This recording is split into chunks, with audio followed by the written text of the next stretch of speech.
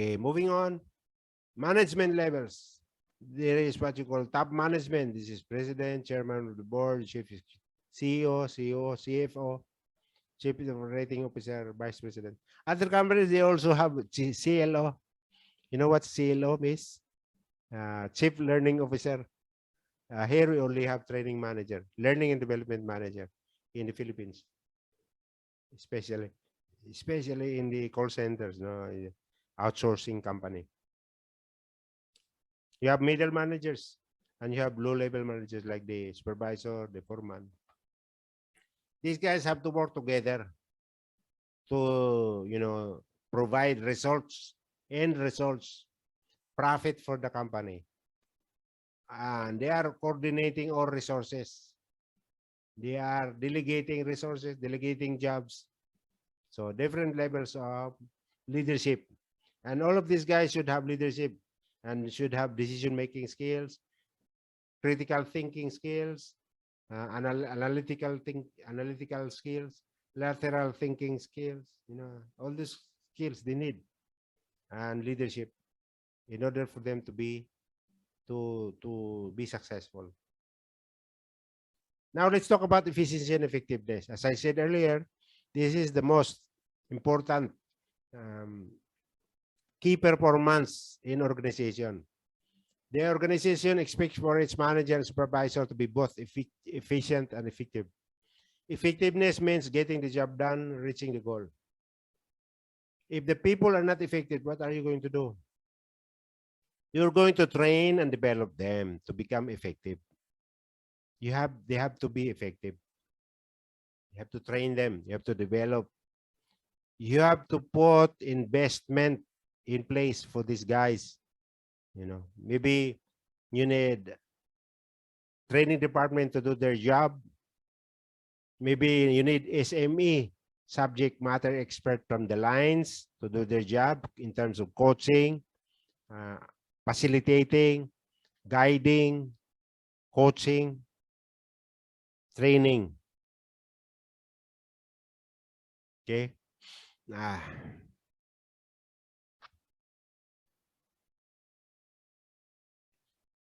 Efficiency, properly utilizing resources, the 4M plus T that I discussed earlier. You need to be efficient. Just 1%, 2%, 3% efficiency difference would be a big difference, big impact to organization. Like for example, let's say for example, your efficiency right now is 95%. You are able, because of the smart objectives, you are able to increase the efficiency from 95 to 98%. That would be a big impact to the organization. If you are having a large organization, big impact in terms of money, in terms of profit, in terms of bottom line, in terms of net income, in terms of profit. Okay. Your cost will become lower. Your profit will become higher. That is the impact that is giving in terms of efficiency. Not only in terms of human efficiency, but also the machine efficiency. There is what you call OEE. That is one of the metrics, or rather KPI, key performance indicator, that you have to monitor and be able to, to increase OEE. Overall equipment effectiveness, OEE. That is part of the lean management or lean manufacturing. If you're doing lean manufacturing or lean management, you need to do that. You need to do the 5S, implement 5S Kaizen,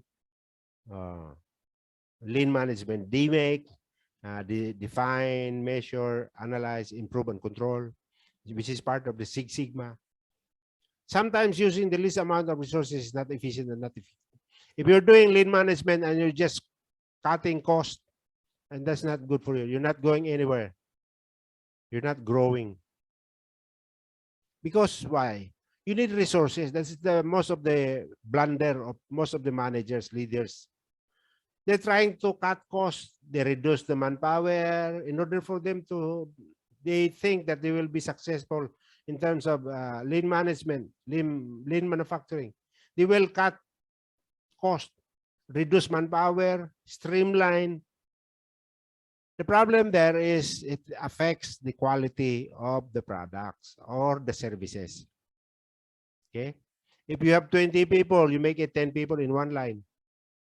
Or what do you think will be the impact? The quality and the efficiency, of course. The production output will be impacted. Okay. So it's not good to cut cost. You just study which one is the right sizing. You implement right sizing, engineering method. You innovate, you improve the methodology, you improve the systems and procedure. Continuous improvement, CI. That is what you're going to do. You implement the 5S, the sort out, set it in, shine, standardize and sustain. 5S. If you have attended the 5S program, okay, you need to do that. You need to analyze. You have to, if you have a recurring problem, you have to solve the problem. That is lean management.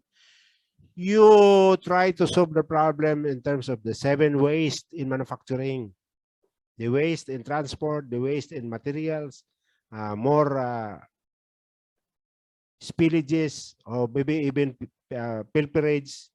Spillage is also one. That is lean management. Right sizing,